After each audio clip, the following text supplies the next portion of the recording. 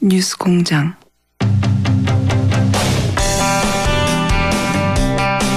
김종인 전 더불어민주당 비대위 대표가 어제 탈당계를 제출했습니다. 각 정당의 반응이 다 다른데 앞으로 이 반응들 간단히 짚어보겠습니다. 오늘은 먼저 더불어민주당 반응입니다. 더불어민주당의 김홍걸 국민통합위원장 전화 연결해보겠습니다. 안녕하세요, 위원장님. 예, 안녕하세요. 네, 우선 이 탈당에 대한 기본 입장은 어떠십니까? 이건 100% 제 개인 입장인데요. 네네. 그러니까 안타까운 일이긴 하지만, 네.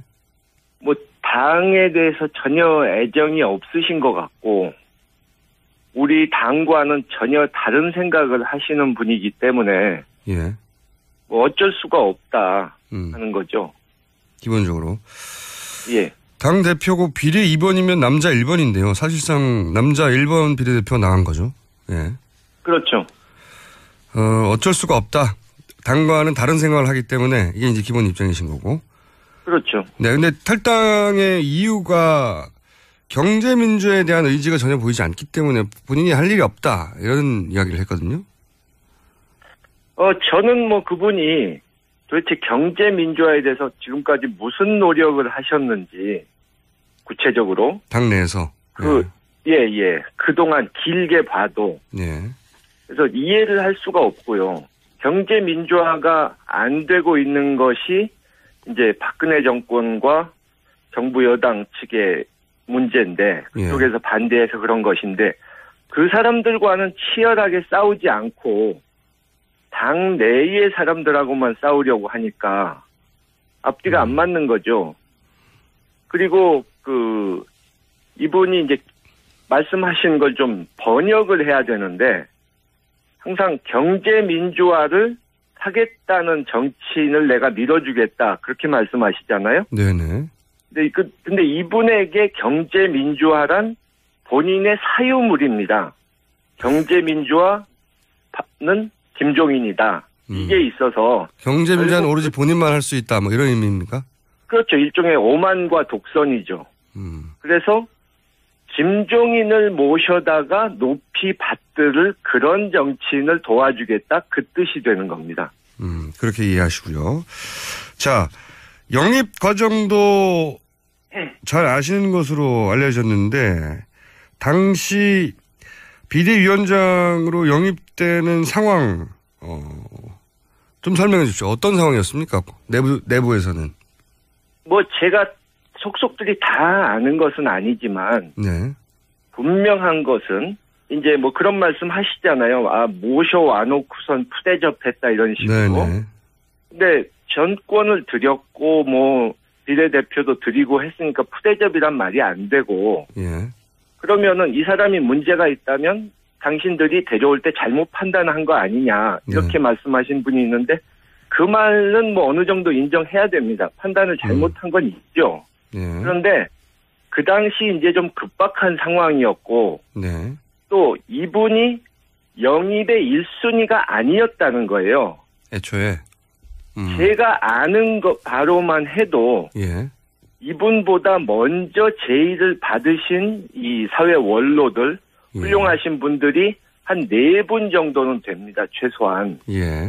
근데 그분들이 다 이제 연세도 많으시고 정치 일선에는 나가실 생각이 없다고 고사하셨기 때문에 이분한테 차례가 온 거예요. 푸대접이라고 할 때 한 가지는 저도 동의가 안 되는 것은 사실 정당의 공천권을 선거 기간에 준다는 것은 다 주는 거거든요. 생사여탈권은. 그렇죠. 그건 푸대접을 할 수 없고. 그런데 이제 또 한편으로는 이런 표현을 씁니다. 측근들을 통해서 은혜를 모른다. 이런 표현을 쓰는 이유는 아마도 총선의 승리에 김종인 전 대표가 상당 정도 기여했는데 그걸 인정해주지 않는다. 이런 불만 같거든요. 이 대목에 대해서는 그럼 어떻게 생각하십니까? 좀 전에 이제 좀 경제민주화에서도 말씀드렸지만 본인이 스스로를 좀 과대평가하는 경향이 있고 제가 경험한 바로는 그 당시에 뭐 호남 같은 데서는 결정적으로 그분이 안 좋은 영향을 끼쳤거든요. 구체적으로 어떤 나쁜 영향을 끼쳤죠, 호남에? 그러니까 현지에서 가서 보니까 예. 민심도 안 좋고 예. 뭐 당 선거운동 하시는 후보나 간부들 중에도 제발 저분 호남 좀 못 내려오시게 해달라고 아, 그런 얘기가 있었어요? 하소연을 하는 분들도 있었고요. 예, 그리고 또 선거 2, 3일 전에 제가 들은 바로는 네. 당시에 여론조사가 굉장히 안 좋게 나왔지 않습니까? 네. 그래서 막 그 보고를 받으시고는 아이고 이거 실패구나, 우리 완패하겠구나 이러고 거의 짐 싸실 준비를 하셨다는 거예요. 아, 내부적으로는 그랬었다? 예, 그러면은 자기가 이 선거 지휘를 한 게 효과적이었고 이길 거라고 생각했다면 그렇게 했겠습니까? 선거 결과가 나온 다음에는 본인이 이길 줄 알았다는 식으로 말하는데 그게 아니었다는 건가요? 그렇죠. 전혀 그렇지 않죠. 그래서 선거 결과가 그렇게 나온 것은 김종인 전 대표의 전략의 성공이 아니다라고 이제 평가하시는 거죠. 본인도 그렇게 생각하지. 그렇죠. 실패할 거라고 생각했었고. 했다면 그러니까 지역구에서 많이 당선된 것은 사실상 그 정부 여당 박근혜의 실망한 표가 반사이익으로 온 것이고 네. 생긴 지 얼마 되지도 않은 이 국민의당에게 우리보다 훨씬 당세가 작았던 국민의당에게 정당 투표에서 진 것만 봐도 네. 그 당시 당 지도부의 전략이 이 실패했다는 걸 보여주는 거죠. 그래서 오히려 측근들은 총선이 승리한 것에 대해 은혜를 모른다고 표현하나 실제로 총선 이틀 전쯤에 참패할 거라고 생각하고 짐쌀 준비를 했었던 사람이다. 이렇게 이제 그러니 그런 말 하는 것도 말이 안 된다고 좀 평가하시는 거죠. 예. 예, 그리고 뭐 공당에서 공적인 일을 하는데 은혜니 뭐니 이런 말을 하는 것 자체가 구시대적 사고방식이죠. 알겠습니다. 입장은 충분히 알겠고요. 그러면 진짜로 탈당하는 이유는 뭐라고 보십니까? 개인적으로? 지금은 이제 경제민주화를 안 하기 때문이다. 예. 남의 공약을 써준 걸 읽는 사람은 안 된다. 아마도 이건 이제 문재인 전 대표를 의미하는 것 같은데. 뭐 그렇게 표현을 했는데 실제 탈당하는 이유는 그럼 뭐라고 보십니까? 글쎄요. 그분이 그러니까 당 내에서 네. 경제민주화를 그렇게 하고 싶었다면 같은 당 사람들 또 타당 사람들을 적극적으로 설득하고 다니면서 구체적으로 이런 것부터 하자 뭐 이런 거는 중요하다 이러고 다니셨어야 되는데 그러질 않으셨거든요. 또 이번에도 뭐 촛불 시위 나오고 뭐 이렇게 탄핵 사태가 벌어지면서 뭐 옳고 그런 걸 따지기 전에 뭐 국난이 코앞에 다가온다 뭐 어쩌고 하면서 이 적폐청산이나 개혁을 하지 말고 시끄럽게 하지 말고 대충 덮으라는 식으로 투쟁을 하지 말라는 식으로 말씀하시는데 개혁을 안 하는데 경제민주화는 무슨 수로 합니까? 그러면 이렇게 보고는 시각에 대해서는 어떻게 생각하십니까? 탈당하는 이유가 결국은 본인이 출마하려고 하는 거다. 이런 견해가 있는데. 글쎄요. 그거는 제가 뭐 장담을 딱 뭐다 이렇게 말씀을 하기가 그런데 뭐 그 가능성도 있다고 보시는 분들이 많죠. 네. 그러니까 이 어느 당에서도 지금 확실하게 자신을 대접해 주지 않기 때문에 그러면 뭐 독자적으로 가보겠다 이런 생각하실 수 있죠. 알겠습니다. 제가 이제 다른 당의 입장은 다음 시간에 들어볼 예정이기 때문에 다른 당의 입장은 얘기를 하지 않겠는데 이거는 어떻게 생각하십니까? 이분이 만약에 출마를 한다면 그 민주당을 제외한 세력의 묶음을 시도할 공산이 크지 않습니까? 예. 그러니까 민주당하고 지금 겨루고 있는 다른 정당을 묶어서 거기에 대표 주자가 만약에 된다면 이제 싸워야 될 대선에서 라이벌이 되는 거잖아요. 네. 그런 셈이죠. 글쎄요. 그럴 가능성은 전혀 없다고 보는데요. 그것이 성사될 가능성은. 그건 왜 그럴까요? 예. 아니 반기문 총장처럼 어느 정도 지지율이 나오는 분도 그걸 못했는데 이분은 뭐 전혀 국민들이 대선 후보로 생각조차 하지 않고 예. 뭐 이분이 과거의 이력이나 성향을 봐도 김종인이라는 정치인을 생각할 때 뭐 통합이라든가 화합, 희생 뭐 이런 것을 머리에 떠올리는 사람이 없지 않습니까? 그러니까 내가 다 알고 있다. 내가 최고다. 나를 무조건 따르면 된다. 이렇게만 말씀하시는 분을 따를 정치인이 과연 몇이나 있을까요? 그렇게 생각하신다. 알겠습니다. 그럼 마지막 질문인데요. 이런 얘기가 이제 오래전부터 있어 왔는데 내일 탄핵 선고가 되니까 한번 여쭤보겠습니다. 대통령이 그 헌재 선고 전에 갑자기 하야를 선언한다든지 혹은 선고 이후에 만약 인용이 될 경우에 사면을 위해서 그 정치권이 협상을 할 거라든지 그러니까 소위 그 특검이나 검찰의 기소 내용과 무관하게 결국은 정치적인 사면으로 해결이 될 것이다. 이런 전망이 있거든요. 거기에 대해서는 어떤 입장이십니까?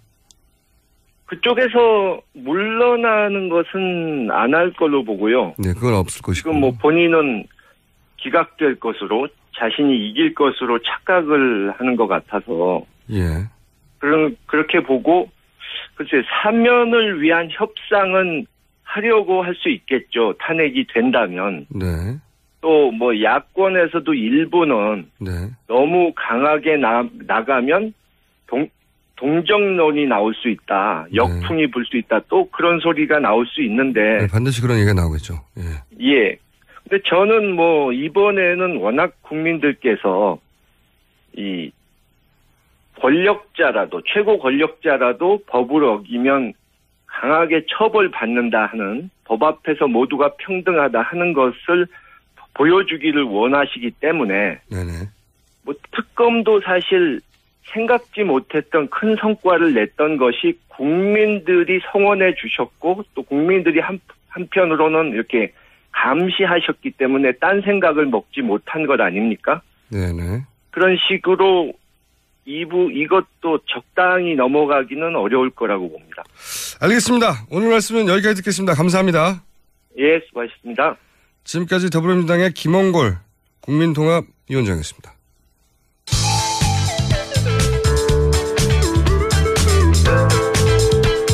준법 정신, 편견 타파. 김어준의 뉴스 공장.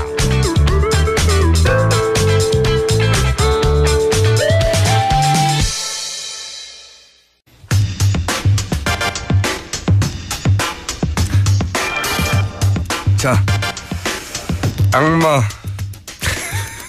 그냥 악마라고 부르겠습니다. 변호사도 안 붙여줘야지, 직함도. 야, 양재열 변호사 나오셨습니다. 네, 안녕하세요. 자, 예. 헌재 이야기를 좀 해야 되겠죠. 아무래도 많은 분들이 어제 평의가 길어졌고, 예. 그리고 날짜가 지정됐다. 예. 이 의미가 뭐냐, 좋은 거냐 나쁜 거냐 물어봐요. 예. 예. 좋은 거냐 나쁜 거냐는 모르겠지만 날짜가 지정됐다는 거는 결론이 났다는 거잖아요. 그렇죠. 사실 근데 거기서 무슨 일이 있었느냐에 대해서 굉장히 여러 가지 추측이 나오는데 네. 추측일 뿐이죠. 그쵸? 솔직히 저도 추측할 수밖에 없고 그분들이 네. 뭐 얘기를 안 해주는데. 그러니까요. 어제 헌재 공보가 나와가지고 부모한테도 가족한테도 얘기 안 한다는데. 뭐 기자들이 물어봐도 다 모르겠습니다. 공개 안 합니다. 이거밖에 네. 안 했는데 추측해 볼 수 있는 건 2시간 반 정도면 사실은 의견은 정해져 있다라는 거죠. 이게 게다가 몇십 분을 떠들 그렇죠. 내용을 써야 되는데 그게 하루 만에 써지지 않잖아요. 그러니까 경론이 만약에 벌어졌다면 8명 사이의 의견이 아직도 막 우왕좌왕하고 분분하면 2시간 반으로 절대로 안 끝나죠. 게다가 결정문을 못 쓰고 결정문을 못 쓰면은 날짜가 지정을 할 수가 없죠. 그렇죠. 그러니까 제가 그나마 추측해 볼 수 있는 거는 결론은 이미 나 있고 네. 그중에 한두 분 정도가 최종적으로 어떻게 좀 흔들리고 있었는데 그거를 굳히는 정도의 과정이 필요했던 게 아닌가. 라는 말씀을 드리고 싶고요. 그리고 그건 하고 싶은 말인 거 아니에요? 그냥 그랬으면 좋겠다. 아니 그럴 만한 이유가 있어요. 나름대로. 왜냐하면 저는 사실 만장일치 쪽으로 지금 생각을 하고 있거든요. 그러니까 이제 저도 많은 분들이 그런 얘기 하지만 그러니까 꼭 8대 0이어서가 아니라 이 정도 사안이면 다소 이견이 있다 하더라도 그 만장일치로 가도록 서로 설득하지 않겠나. 왜 그러냐면 첫 번째로 이제 헌법재판 같은 경우에는 항상 법은 만고불변의 진리가 아니잖아요. 그러니까요. 그러니까 시대 상황을 반영하는 게 헌법재판이라서. 더더군다나 위헌 판정을 내는 것이거든요. 그렇죠. 위헌 판정을 낼 때도 이게 앞으로는 합헌으로 바뀔 수 있다 이런 것들이 반드시 소수 의견에 들어가 주는 게 관례예요. 예. 대표적인 신뢰가 간통죄 같은 경우가 예. 2번, 3번 올라갔다가 항상 소수 의견이 아직은 지금은 바꿔야 된다. 근데 다수 의견은 아직은 아니다 하다가 결국에는 위헌으로 돌아섰잖아요. 예. 그러니까 그렇게 변화 과정이 필요한 게 헌법인데 이게 변화 과정이 필요한 사안인가요? 그러니까 이런 일이 앞으로는 이런 일이 있어도 그러면 대통령을 용서해야 된다 이런 식으로 의견을 쓸 수는 없잖아요. 네. 그런 점이 하나가 있고 두 번째는 자꾸 이게 헌법재판소 결정 과정에서 대통령 대리인단이 재심 얘기를 하고 불복 얘기를 했어요. 네. 만약에 소수 의견이라도 이게 지금 탄핵을 해서는 안 된다라는 얘기가 나오게 되면 바로 그 논리에 불을 지펴줄 수가 있거든요. 무척 합리적인 이야기예요. 그리고 헌법재판소 이제 심의 과정에서 다른 것보다 이제 재판관들이 이제 우리 인터넷으로 중계가 됐잖아요. 저도 그 주요 변론 길 같은 거 몇 개를 봤거든요. 재판관들이 물어보는 것에 대해서 대통령 대리인단에서 해명이 제대로 이루어진 게 없어요. 단 한 번도 없어요. 그건 없어요. 맞아요. 예. 그러니까 본안에 저는 그냥 순수하게 변호사 입장에서 야 법정에서 저렇게까지 만약에 내가 법정에 들어가는데 저렇게까지 대답을 못하고 있으면 판사가 신경질 내겠다. 저도 굉장히 이상했던 게 저도 대부분 동영상 돌려봤는데 보통 그 대변인단은 어떻게 내 법리를 구축해서 논리로 싸워 이길 것인가 이걸 고민하거든요. 근데 박근혜 대통령 대리인단은 그런 고민을 안 하는 것 같다. 왜 법리로 싸우지 않고 이게 정치적 주장을 계속하지? 그러니까 안 하는 게 아니라 못 하는 거죠. 왜냐하면 사실관계가 명확하게 나오는데 그 사실관계에 대해서 반박할 만한 것을 찾을 수가 없는 거예요. 그러니까 이런 거죠. 왜 정호성 전 비서관이 문서 유출한 거는 언제까지 했고 그러면 왜 했어요? 그건 점차 그렇게 줄여나갔는데 대통령이 말을 안 해 주십니다. 그 대리인단도 그 사실관계 확인을 본인한테 못하는 상황에서 뭘 하겠어요. 그리고 박근혜 대통령 원래 이제 그 피고하고 변호인단은 끊임없이 회의해야 합니다. 늘 만나서. 얘기를 하고 있는 거를 정확하게 알고 있는 상황에서 그렇죠. 여기까지는 인정을 하지만 이 부분은 반박을 하자는 논리를 만들어낼 수 있어요. 근데 회의를 안 했어요 보니까. 못 만난 거죠 뭐. 서로 회의한 적이 없어요. 보면 아직 이 진행상을 뭐 대통령이 모르고 있다고 얘기하기도 하고. 그게 언제쯤부터 일인데. 그리고 대통령이 뭐라고 하는지를 들어보지를 못해가지고 그 앞에서 또 변호할 수가 없는 내용들도 있고. 그러다 보니까 자기네들끼리 어떻게 보면 창조적인 논리를 만들어내서 말씀을 하는 게 이제 지적하신 것처럼 정치적인 논리를 전개할 수밖에 없었고 그 과정에서 나왔던 게 결국에는 제일 흠결로 잡은 게 13개 소추 사유 국회가 한꺼번에 의결했기 때문에 이거는 각하해야 된다. 네, 하나하나 의견해야 되는데. 네. 그 이유를 계속해서 들었는데 아니 그냥 상식적으로 아주 생각을 해보자고요. 이게 만약에 정말로 정치적 결단에 의해서 13개를 한 게 문제라면 만약에 그 13개 중에서 정말로 중요한 게 있어요. 하나 두 개라도 진짜 가정으로 해서. 근데 사유가 잘못됐기 때문에 그 하나가 어마어마하게 중요한 일인데 그러면 그걸 탄핵을 안 하겠어요? 그 헌법재판소에서 그런 일은 있을 수가 없는 거거든요. 그리고 우리 헌법재판 같은 경우 세계에서 가장 엄격한 재판 과정입니다. 그러니까 국회에서 제적 3분의 2거든요. 네. 이 김평호 변호사가 아마 미국 자꾸 그 과정을 인용을 했던 것 같은데 미국 같은 경우가 의결을 할 때 상원에서 결정을 합니다. 우리로 치면 하원이 국회 역할을 하고 상원이 헌법재판소 역할을 하는 거예요. 거긴 헌법재판소가 없으니까. 국회의원들이 결정합니다. 그런데 상원 국회의원들이 출석 3분의 2로 가결해요. 우리는 소추안 국회에서 소추안만 해도 제적 3분의 2가 필요한 거예요.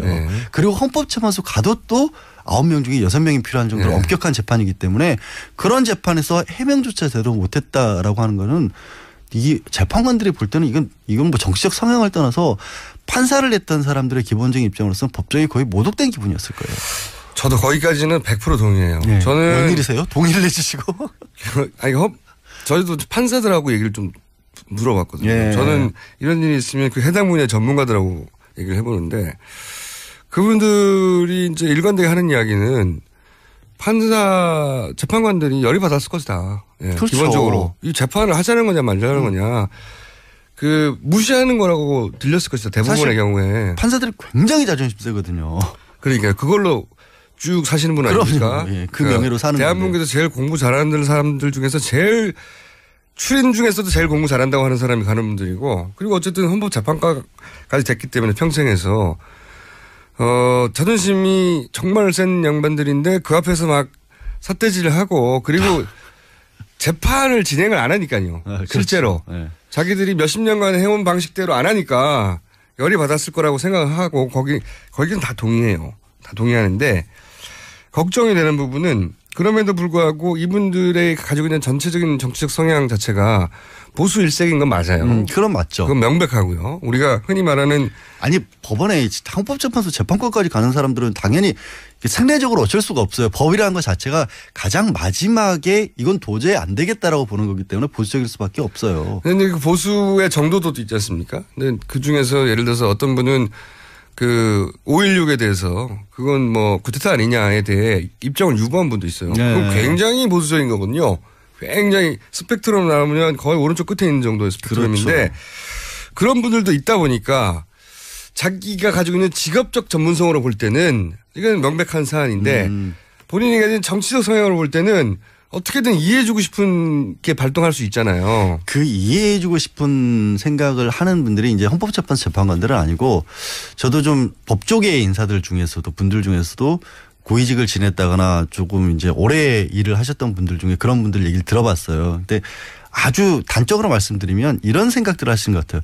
대통령이라면 그 정도 일은 좀 할 수 있는 거 아니냐. 그러니까요. 네. 그게 가장 문제. 잘못하지 않았다는 게 아니라. 잘못했던 게 아니라 네. 아니 대통령이 가진 권한이 얼마나 많고 그동안의 다른 대통령들이 해왔던 일들에 비하면 이거는 크다고 볼 수 네. 없지 않느냐. 쿠데타를 한 것도 아니고 예. 뭐 이런 식의. 그러니까요. 그런 생각을 하는 분이 있는데 그게 법적인 관점하고는 다르다라는 거예요. 제 말이 그거예요. 네. 법으로 법리로 재판으로 이게 애매모호하다는 게 아니고. 아니 그러니까 그래서 말씀드린 이유가 그래도 정치적인 성향이 자기가 아무리 그렇더라도 안 드러났으면 모를까. 이게 드러나 버렸고. 한 가지 제가 이 판결이 인용의 가능성이 개인적으로 더 높다고 추정하는 이유는 본인이 그 이유를 써야 한다.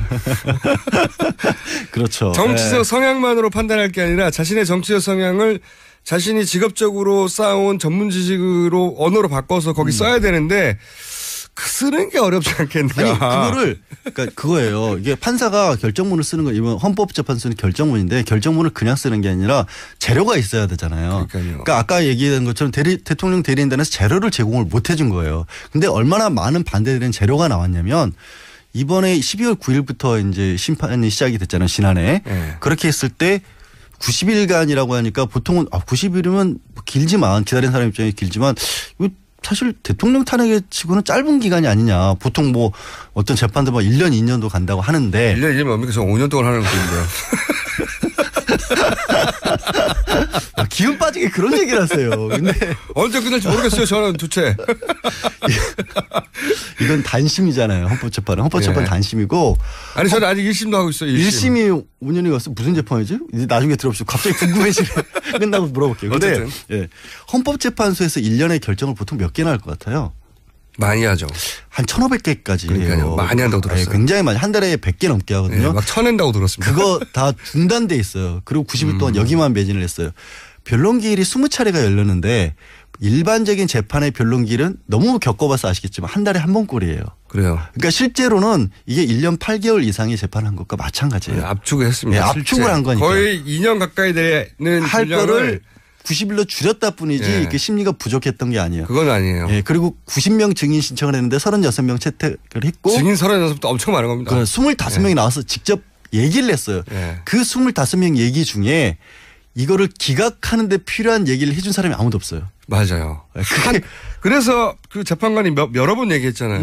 왜 대통령한테 불리한 증인을 자꾸 부르세요라고. 그러니까 오죽했으면 재판관이 그런 얘기까지 했어요. 그러니까 뭔가 기각을 하고 싶어도 거기에 맞춰서 쓸만한 내용이 없어요. 나는 그럼 거기다 그거 쓸 거예요? 나는 대통령이니까 뭐 옛날 대통령이 이보다 더한 일도 전두환 뭐 이런 사람들은 더한 일도 했는데 이거 일반인은 그런 말할 수 있는데 헌법재판관이 앞으로 영원히 남는 결정문에 그걸 쓸 수가 없어요. 쓸 수가 없다라는 거죠. 제가 유일하게 인용 가능성이 높다고 생각하는 근거입니다. 네. 오늘 참 많이 동의해 주시네요. 이거 저도 많이 생각해 봤는데 네. 그러니까 직업적 전문성과 정치적 성향이 만나면 대부분 정치적 성향이 이겨요. 대부분의 경우에는. 그렇죠. 그게 소신이라고 생각을 하기만 예. 사람이니까. 자기가 믿는 바대로 그러니까 신념에다가 전문 지식을 갖다 붙이는 거죠. 예, 동원하는 거죠. 아니, 그러니까 솔직히 저도 뭐 판사분들도 그런 얘기해요. 우리도 사람인데 어쩔 때는 딱 보면 안다. 그러니까 딱 보면 안다는 게 진짜 안다는 게 아니라 자기도 느끼는 감이 있다는 거예요. 그러면 여러 가지 그 증거 자료들이 있을 거 아니에요. 거기에 자기의 어떤 생각에 맞춰서 거꾸로 붙인다라는 거죠. 그렇죠. 그래서 그렇게 하고 싶은데 뭐 없잖아. 너무 소재가 없고 네. 그리고 그렇게 하려면 어쨌든 자기 이름으로 영원히 남을 그렇죠. 앞으로 아마 100년, 200년 지나도 계속 나올 텐데. 당장 내일부터 누구는 이렇게 생각해서 이렇게 판단을 내렸다는 게 발표가 돼야 되는데. 기분을 쓸 수가 없잖아요. 기분을. 소설을 쓸 수는 없죠. 그러니까 본인이 이러이러한 이유로 기각한다고 법리적으로 구성해야 되는데 그 법리가 탄탄하지 않다는 걸 본인이 써놓고 만약에 이거는 말이 안 되네 해버리면 못 쓴단 말이죠. 그리고 예를 들어서 가장 또 이제 반대하는 쪽에서 지금도 끝까지 이제 주장하는 게 대통령이 직접 받은 게 없지 않느냐. 네. 뇌물과 관련해서는. 근데 뇌물 5개 헌법재판소에서 정리한 5개 쟁점 중에 하나밖에 없고요. 그게 그렇게 크게 중요하지도 않아요. 그리고 헌법재판과 형사재판은 분명히 구별이 되기 때문에 이건 최고 공무원에 대한 파면 절차거든요. 극단적으로 공무원 같은 경우에는 일 열심히 안 했다는 이유만으로 파면되는 게 공무원이에요. 자, 다 알겠어요. 네. 다 알겠고. 합리적인 28시간만 기다려보면 되니까. 합리적인 관점에서는 더 이상의 그 논란의 여지는 저도 없다고 생각해요. 네. 그렇지만 우리가 이제 합리적이고 논란의 여지가 없다는 이유만으로 정치적 결정이 내리던 경우는 그렇게 많지 않아요. 그러니까 그게 왔다 갔다 할 수 있을 때 뭔가 애매하고 뭔가 이렇게 볼 수도 있고 저렇게 볼 수도 있는 사안일 때 그렇게 생각할 수 있고 물론 아직도 뭐 주장하는 분들이 그래서 저는 지금도 예를 들어 주변에 예를 들어서 뭐 종편을 많이 다니시니까 거기에 이제 보수적인 분들이 좀 많지 않습니까 패널이 그분들 중에는 실제로 기각돼야 한다고 신념을 믿는 분들이 있잖아요. 제가 말씀드린 게 그거예요. 대통령인데 옛날엔 이보다 더 했다. 이런 얘기 하시는 분들도 있고 그 돈 받은 거 없다. 근데 그 두 개가 성립할 수 없다는 건 말씀드렸잖아요. 법리적으로는 그 이유를 쓸 수는 없어요. 네, 그 이유를 쓸 수는 없는 거예요. 구태타 들고 사람들 몇백 명이 죽은 적도 있는데. 그리고 16체 변론 이후로 특히 이제 김평우 변호사가 들어온 이후로 계속해서 대리인단에서 일관되게 주장해온 게 각하예요. 재심이고. 저는 김평우 변호사가 들어와서 촛불 그러니까 그 친박 집회, 반대 집회, 예. 네. 친박 집회는 성공적인지 모르겠지만 이 탄핵 심판에는 대단히 부정적인 이야기를 찾아봅니다. 근데 변호사들이 저도 일을 하다 보면 한 곳에 쏠리잖아요. 뭔가 정말 암담해 보였는데 빛처럼 보이는 뭔가가 있으면 우르르 거기로 몰려가거든요. 네. 그 대리인단이 김평우 변호사가 들어온 이후로 그쪽으로 우르르 몰려간 게 그나마 이거는 좀 가능성이 있어 보인다라고 생각을 한 거죠. 근데 나머지는 없었던 거예요. 몰려갔다고 할 수도 없는 게 그 내부에서 싸웠나 봐요. 김평우 변호사가 먼저 읽어야 된다. 아니다. 그 사람 안 된다. 서로 이제 이 김평우 변호사의 전략에 대해서 동의하지 않는 분들도 그 안에 있는 거죠. 아니 그 안에서 자중질환이 얼마나 크면 그러면 대통령 답변서를 누가 읽었느냐를 가지고 그게 누가 읽었기 때문에 대통령이 답변을 안 한 거다라는 얘기를 그러니까 그게 이 사람한테 읽으라고 그랬는데 대통령은 다른 사람이 읽었기 때문에 다시 읽어야 된다는 거 아니에요? 그게 무슨 뭐 영화에서 주연 배우 바뀐 거예요? 그게 있을 수 없는 거잖아요. 그분들이 한 것 중에 그게 제일 웃겼습니다. 저도. 마지막에 여러 가지 일들이 있었지만 가장 웃겼던 거는 대통령 최후 변론을 A 변호사가 읽으라고 그랬는데 B 변호사가 읽었기 때문에 다시 A 변호사가 읽도록 기를 잡아달라 이거 아니에요? 그렇죠. 앞으로도 영원히 다시 나오지 않는. 전 부끄러워요 사실. 저 되게 슬퍼요 이게. 저는 그런 게 근데 그 주인공도 김평우 변호사인데 그런 게 대단히 재판관들을 열받게 했을 것이다. 이게 뭐 장난도 아니고 뭐냐 이렇게 했을 것이다. 라고 생각을 합니다. 네, 알겠습니다. 다음 주에는 과연 무슨 얘기 할까요 우리가. 역시 우리 생각이 맞았다고 할지 아니면 집에 가자고 할지. 공장장 자리를 걸겠습니다 제가. 자기 팔목을 걸어야지. 아니 내 팔목을 부하직원 딸이 걸어봤자 뭐 할 거예요. 적어도 공장장 자리는 걸어야지. 자기 마음대로 제 팔목을 걸었습니다. 자 지금까지 악마였습니다. 네. 자, 불친절한 AS 내부자 둘이 최초로 정상 마무리가 되었다. 내부자 둘 코너가 정상 마무리가 된 것은 대한민국도 정상으로 나아갈 것이란 신호가 아니겠습니까? 뭐 저는 그렇게 생각하지 않습니다. 말은 어쨌든 처음으로 그 코너가 인사까지 하고 끝났어요. 예. 안녕하세요. 서울의 교통 상황을 플로리다에서 듣고 있습니다. 제 동생은 말타에서 듣고 있네요. 지중해. 예, 좋습니다. 이분도 있네요. 예.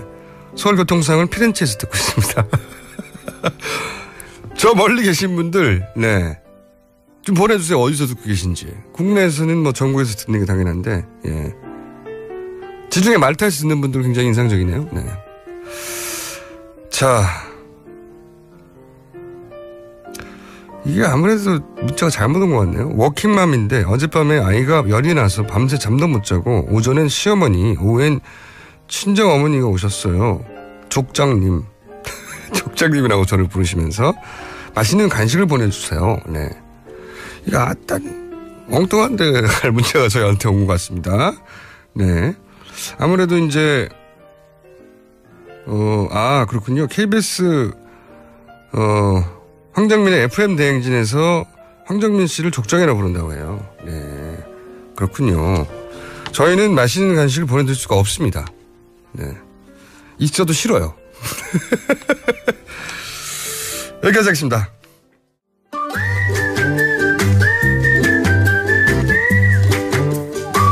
자, 오늘부터 호칭이 바뀌는 분입니다. 네.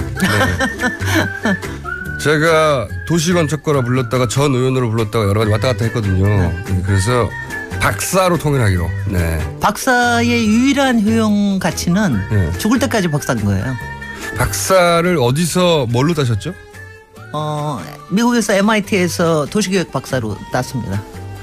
그 유명한 MIT 그거죠? 그 유명한 MIT입니다. 네. 몇 년도에 따셨습니까? 꽤 됐죠. 88년도. 88년도에? 네. 공부 좀 하셨군요. 지금도 공부 열심히 합니다. 네. 자, 박사님, MIT 박사님이라고 제가 불러드릴게요, 그러면. 그러지 마세요. 나 그거 듣기 싫어요. 우리나라의 네. 도시공학과로 MIT 박사를 딴 여성 공학도가 몇 명이나 됩니까? 본인은 아실 거 아니에요? 우리나라에는 지금은 거기서 저까지 포함해서 여자 박사가 둘이었는데. 둘밖에 없어요? 그분은 미국에서 활동하시고, 그리고 한 가지 분명히 얘기하시면 도시계획은 공학은 아닙니다. 그리고 MIT는 공학만은 아닙니다. 그래요? 그리고 제가 오늘 얘기하려고 하는 4대강 사업도 공학만은 아닙니다. 네. 공학이 아니다. 그럼 뭘로 불려야 됩니까? 보통 도시계획 박사라고 얘기해요. 그냥? 그쪽에는 정확하게 도시계획 박사로 얘기합니다. 네. 알겠습니다. 단 2명밖에 없는 국내에는 유일한 한 분은 미국에 계시기 때문에.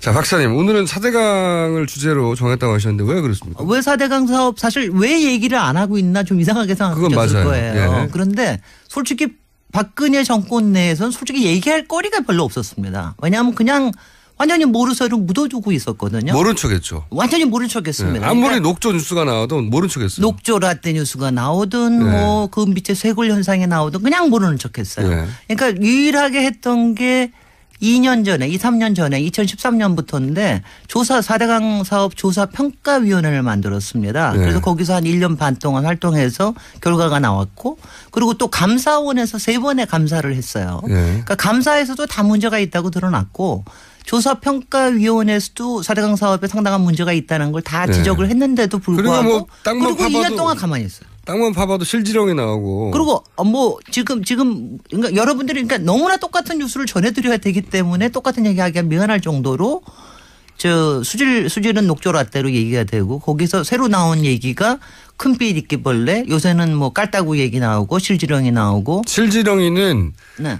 시궁창에서 사는 애들입니다. 썩은 데 사는 거거든요. 썩은 데. 시궁창에서 사는 애들이 실지렁입니다. 네. 그러니까 요새는 가면 다 뻘들 쌓여 있고요. 그리고 그동안 얘기했던 계속해서 침식이 다시 되고 역행 침식이 또 일어나서 다시 모래톱이 생기고 그다음 쇄골 현상이라고 하는 거는 보 자체가 안전하지 않은 게 15개 중에서 6개가 안전하지 않다고 감사원에 지적이 됐거든요.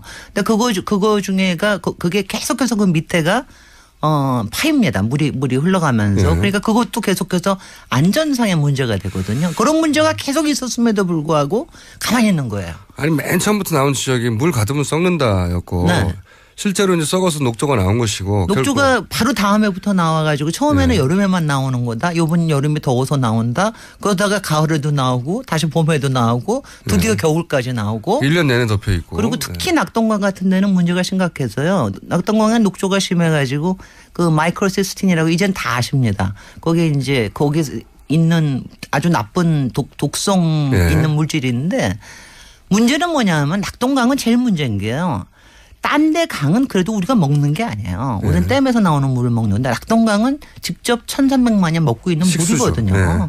그런데 거기서 그렇게 독성 물질이 나오고 그리고 그걸 여와하는 정수장도 그렇게 시원치가 않습니다. 그런데 이제 그러고도 내버려 두는 거예요. 그리고 매년 5천억 이상씩 계속 들어갑니다. 유지관리비는 3천억, 수자원공사에 들어간 8조에 대해서 2천억씩 계속해서 들어가고 이렇게 해서 계속 들어갑니다. 근데 왜 이렇게 가만히 있다가 갑자기 올 초에 바로 지난달 말부터 했습니다.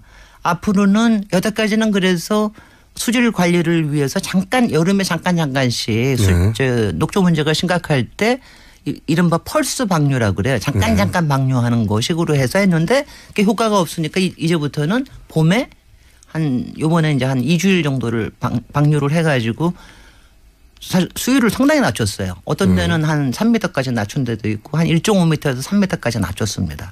왜 이런 걸 지금 할까? 지금에서.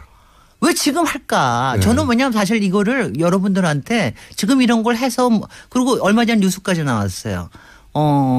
지금 환경부가 됐는데 환경부가 내년에 낙동강에 있는 보 한두 개를 시험으로 해체해 보려고 한다. 이런 뉴스가 나왔는데. 아닐까요? 다음 정권이 만약에 들어서서 낙동강 그러니까 이 4대강 문제를 이제 본격적으로 다루게 될 때 이 공무원들이 아무것도 안 했다는 게 드러나면 안 되니까 이제 슬슬 제스처를 취하는 거 아닐까요? 그게 뭐 제일 첫 번일 겁니다. 저는 그렇게 봅니다. 저는 그래서 그걸 왜 그럴까? 지금 이번에 한 방류가 얼마나 효과적일까, 얼마나 문제일까 이거 얘기하기보다도 왜 지금 이럴까? 지금이 오늘 그 얘기만 하십시오. 너무 이제 많은 얘기니까. 첫 번째는 역시 사실 이제 바로 박근혜 정권의 말년이기 때문이죠. 그러니까 말년이기 때문에 지금 뭔가 해놓지 않으면 차기 정권에 검찰처럼 뭔가 우리 뭐 이렇게 비비러 다 불려간다 이제. 이제 자기들이 잘못한 거 알고 있으니까. 알고 있었으면 아무것도 안 한 게 아니라 이렇게 시험 방류도 해봤고 이렇게 길게 방류도 해가지고 뭐 저수지하고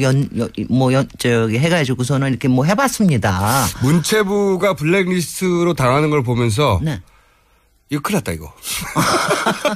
지금 사실 공무원 세계에서는 그런 일들이 꽤 많을 겁니다. 검찰뿐만이 아니라 굉장히 많은데 사실 작년에 그 지금 환경부 장관이 바뀌면서 4대강에 대해서 그때 청문회 할 때 4대강에서 뭔가 하겠다는 얘기는 했어요. 그러니까 아주 빌미가 좋은 거죠. 그리고 그동안 조사평가위원회에서 뭔가 하라고 한 용역이 작년 말에 끝났어요. 그러니까 올해 이제 초에 지금 특히 이제 올 초에 하기가 좋은 거는 지금이 그러니까 물이 필요한 시기가 아니잖아요. 지금 용수 시기가 아니잖아요. 그러니까 지금 물을 낮추기가 가장 좋다 해서 하는 겁니다. 그래서 이제 그게 한 가지가 있고요.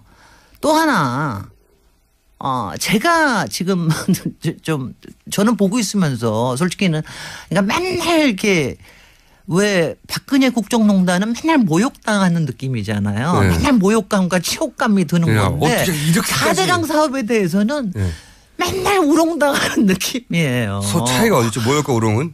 완전히 다릅니다. 하나는 가슴이 무너지는 거고 하나는 머리가 내가 나를 이렇게 무시하는 거야 이런 느낌이 드는 겁니다. 어느 쪽이 머리를 지금 무시하는 겁니까? 아니 그 4대강은 논리로 얘기할 수 있는 거 아니에요. 그래도 이거 하나는 완전히 감정적인 걸 무너뜨리는데 하나는 아니 나를 이렇게 바보로 하는 거야. 뭐야? 우리가 이렇게 물이 이렇게 다 썩어가는 걸 모른다고 생각하는 거야? 모른다고 생각하고 인제 와서 뭐 이렇게 해서 한다고 그러는 거야. 그런데 뭐냐면 그러니까 지금이 뭐냐면요. 지금 4대강이 그래도 준공된 게 몇 년 됐죠? 짧은 거는 한 4년? 긴 거는 6년 5년 됐죠. 5년 됐죠. 2012년에 처음 됐으니까 올해가 5년이 되는 겁니다.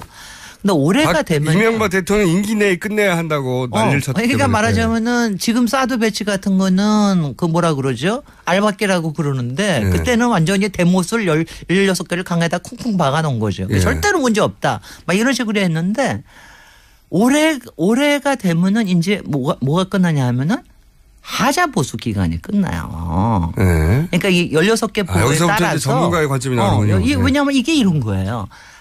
이게 왜냐하면 보마다 다릅니다. 지금 이제 가장 문제가 되고 있는 게 공주보, 세종보가 이제 문제가 돼서 제일 먼저 열었는데 그 경우에는 뭐냐면은 금강에 대해서는 그래도 안희정 도지사가 끊임없이 모니터를 했어요. 그리고 공주보 같은 경우하고 세종보는 하자보수 기간이 벌써 끝나버렸어요. 그래서 매년 우리 돈을 세금을 들여가지고 하자보수가 끝났다는 거는 기업이 돈 벌 찬스가 왔다는 거네 다시. 네, 바로 그렇습니다. 그다음에 또 하나는 지금 5년의 하자보수 기간이 나머지는 대부분 하자보수 기간이 끝나가요. 그러면 뭐냐?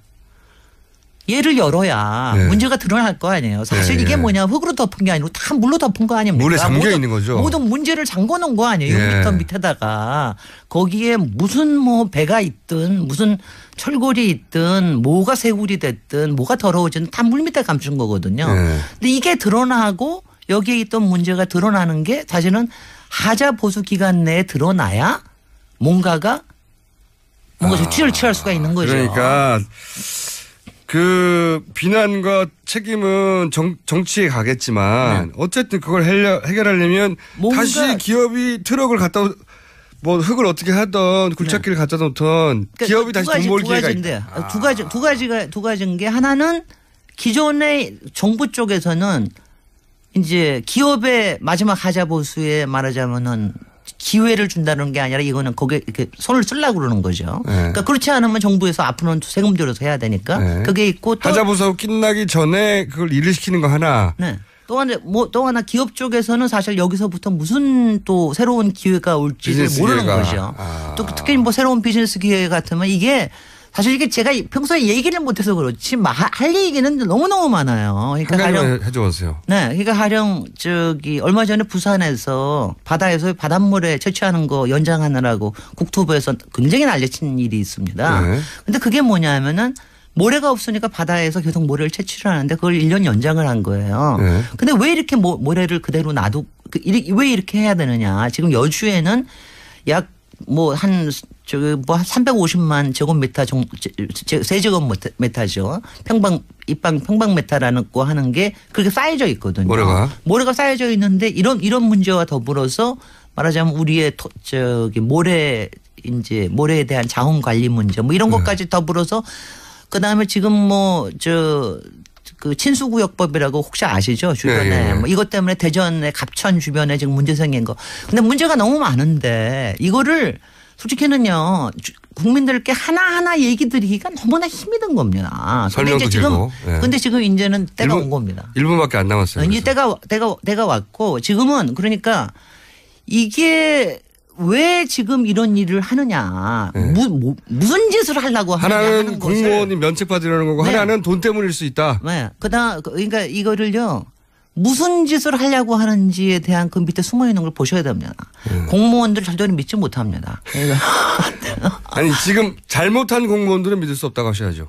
그리고 그다음에 잘못 안 하면 공무원 절대적으로 믿어야죠. 4대강이나 특히 MB까지 지금 나서는데 이거에 대해서는 책임을 정확하게 물어야 돼요. 자, 그럼 첫 번째는 잘못한 공무원들이 면책을 받으려고 하는 행동을 쓰고 두 번째는 그와 연결된 돈들이 있을 수 있다.